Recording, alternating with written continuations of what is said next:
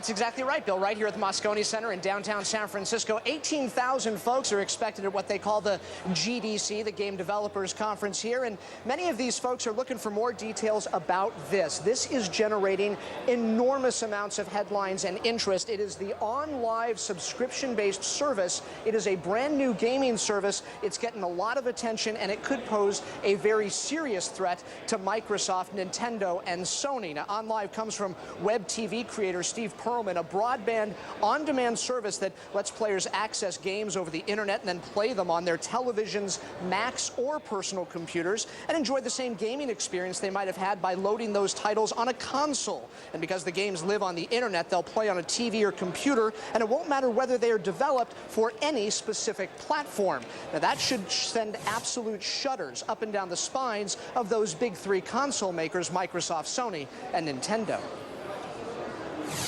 With the next console cycle, when you look at OnLive, what you'd be able to say, well, I can either buy this $800 console and then try to buy a game, or I could just use OnLive on my PC, Mac, or on my TV and spend all that money on games. So I think that for publishers, that's a much more efficient proposition because more money is being spent on the software side than is being spent on the hardware side. And precisely why big publishers, including Electronic Arts, Take-Two Interactive, Time Warner's Interactive Unit, THQ, and at least 4 others so far, have all signed on as partners, investors, or both. Now, the service goes live later on this year, probably by winter. They're still working on pricing, but I'm told it will be fairly inexpensive and include a subscription. And I should also mention that if you've got a Mac or PC, you don't even need the console. You're good to go right out of the box. This is just if you want to play it on your TV. So these guys have most of the major issues addressed right now, and it's generating, as I said, a lot of excitement. Guys, back to you. What is that you are holding?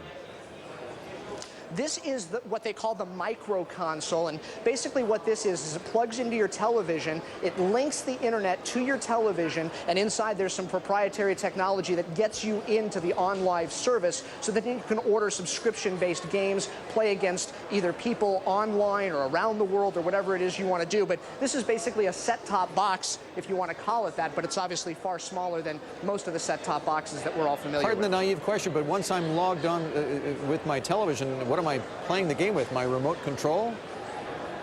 No, see, that's the other thing. They've got another remote control. Think of it as almost a universal remote for gameplay, so it will work with all the major consoles, has all the major controllers that you're familiar with, just like a universal remote would be used to control your television. Okay. The same concept is being used for the gameplay as well. Hey, Jim, let me counterpunch you on something here. You know, while it's great to play it up as a big threat to Sony, Microsoft, and Nintendo, the fact is, those guys sell razors and blades. They lose money on the game system. Sony loses a couple $100 on every PlayStation 3 because it wants to sell the games. That's where they make the huge profit. So if I'm Sony and I let this new service rent out my games, don't I still gain and I don't lose money on the console?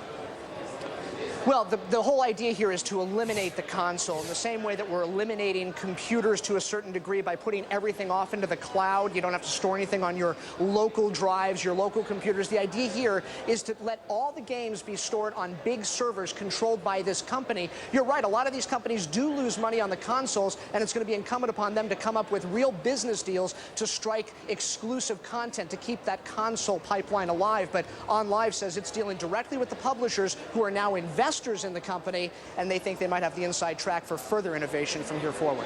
Right. Very interesting. Thanks, Jim. The second he held up that console, Twitter folks were like, wow, that looks really cool. yeah, but you need yet another remote.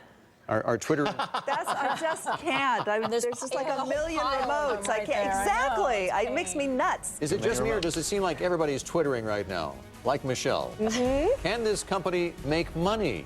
Can it monetize all these people My hard work right here? Huh? That's right. We're going to hear from the CEO of their new plan for profits coming up here in just a moment.